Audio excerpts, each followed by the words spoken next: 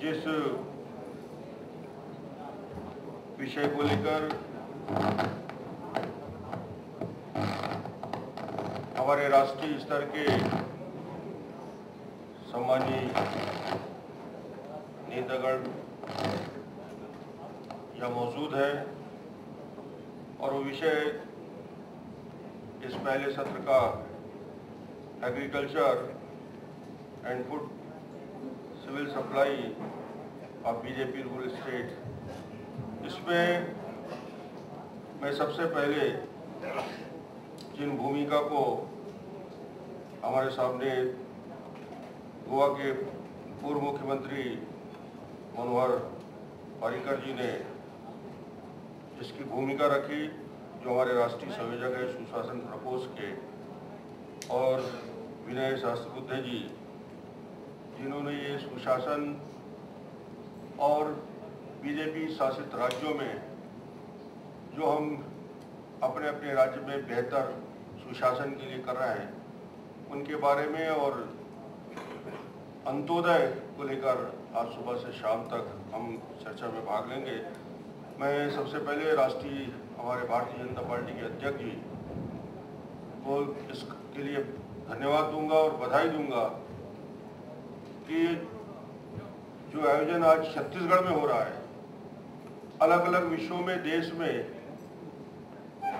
अन्य राज्यों के मुख्यमंत्रियों के साथ, मुख्यमंत्री के साथ और उस क्षेत्र के विशेषज्ञों के साथ बैठकर हम अलग अलग विषय में चर्चा करते हैं। और एक विषय जो हमें छत्तीसगढ़ के लिए मिला है और वो छत्तीसगढ़ के हमारे दो प्रमुख विभाग को, जिसमें कृषि और फूड, और इसको लेकर आज जो देश में चिंता है, जिस चिंता को किरीट सोमैया जी ने, जो हमारे राष्ट्रीय मंत्री हैं भारतीय जनता पार्टी के, उसको प्रस्तुत किया बाहर, जो कुछ झांकी उन्होंने दिखाई कि इस देश में क्या हालत है।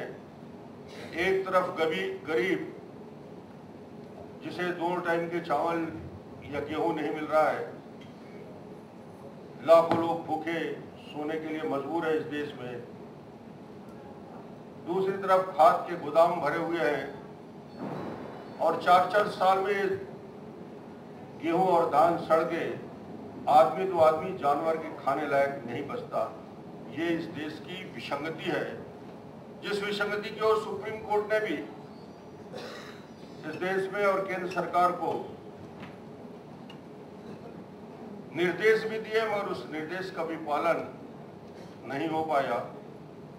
और वो एक चुनौती देश के सामने है, जिसको भारतीय जनता पार्टी के हमारे राष्ट्रीय अध्यक्ष के नेतृत्व में इस बात को गांव तक, देश के अन्य हिस्सों तक ले जाने का प्रयास किया। मैं बधाई दूंगा और यहाँ उपस्थित हमारे सारे केंद्रीय नेताओं का मैं स्वागत करता हूँ। सम्मानीय विनय सहस्त्रबुद्धे जी, किरीट सोमैया जी, मनोहर पर्रिकर जी, मनोहर लाल जी, सत्यपाल मलिक जी, ओम प्रकाश धनखड़ जी, निर्मला सीतारमन और बाकी हमारे अन्य राज्य के आए हुए कृषि मंत्री और खाद्य मंत्री, कृषि मंत्री मध्य प्रदेश, कृषि राज्य मंत्री मध्य प्रदेश, संसदीय सचिव हिमाचल प्रदेश, बीज निगम के अध्यक्ष और कृषि मंत्री झारखंड, खाद्य मंत्री उत्तराखंड,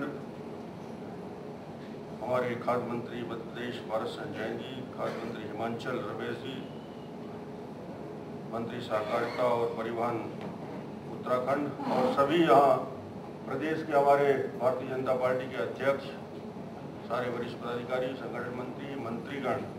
मुझे लगता है कि कुछ आपको परेशानी हुई है 10 मिनट, और उस परेशानी को जो प्रेजेंटेशन आपको दिखाना था, मैं आप सभी प्रतिनिधियों को उसकी हार्ड कॉपी और उसका CD में उपलब्ध करा दूंगा, ताकि आप अपने प्रदेश में, अपने ज़िले में उसको, और एक हॉट कॉपी भी आपके पास उपलब्ध है जिसको आप देख सकते हैं।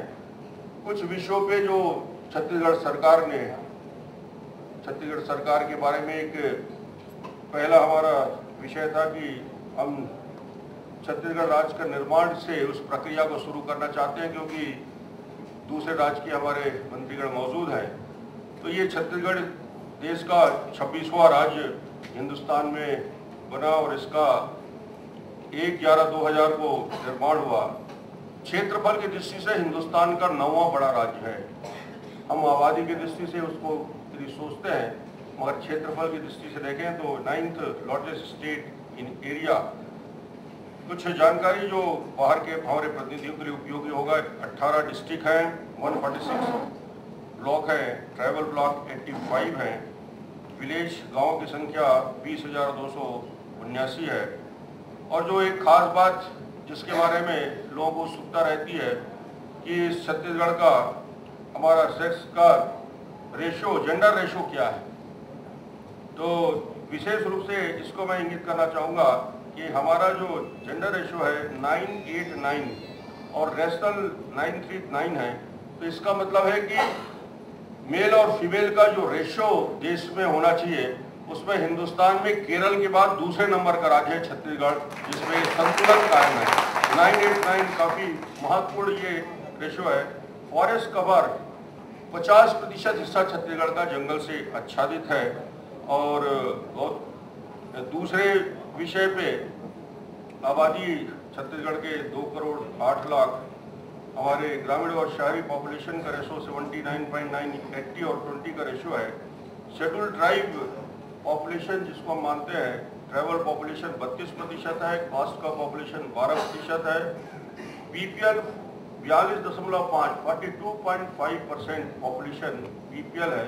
नेशनल एवरेज इसको राष्ट्रीय यदि हम कहें तो 28% है।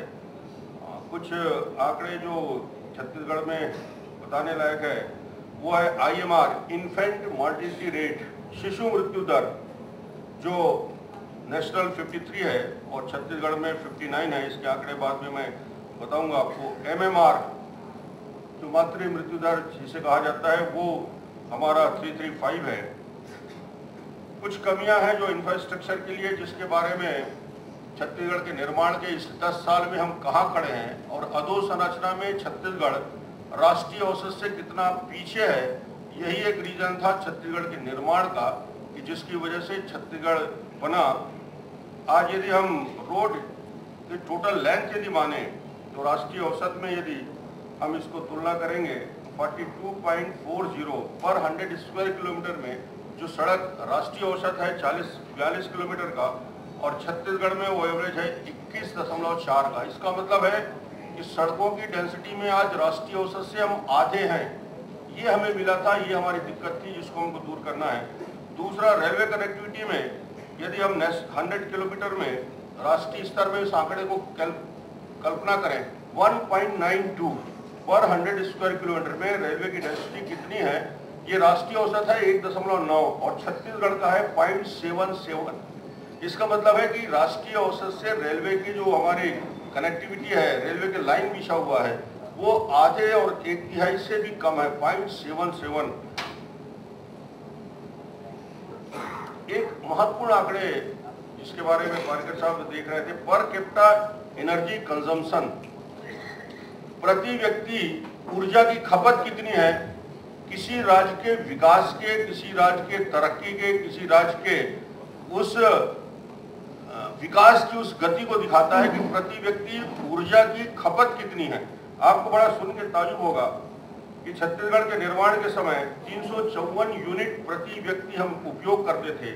आज 10 साल की इस यात्रा में 838 यूनिट प्रति व्यक्ति हमारी खपत है और राष्ट्रीय औसत है 813। राष्ट्रीय औसत से भी ज्यादा प्रति व्यक्ति बिजली की खपत इस 10 साल में बढ़ी है। ये एक, जब राज्य का निर्माण हुआ तो 23.15% सिंचित एरिया था। अब बढ़ के वो एरिया हमारा जो 29% था वो 31% तक हमारा आ गया है। सिंचाई के प्रतिशत में जो वृद्धि हुई है वो 31.19, जबकि राष्ट्रीय औसत है 49% मानते हैं, उसमें भी अभी हम पीछे हैं। Number of family covered under PDS में कितने परिवार हमारे कवर होते हैं, उसके आंकड़े में बताना चाहूँगा कि 36 लाख परिवार राज्य के निर्माण के समय 18 लाख परिवार 18.75 थे, अब वो बढ़ के 36 लाख हो गए हैं। और पर कैपिटा इनकम किसी राज्य के विकास की कहानी, उसके विकास की यात्रा में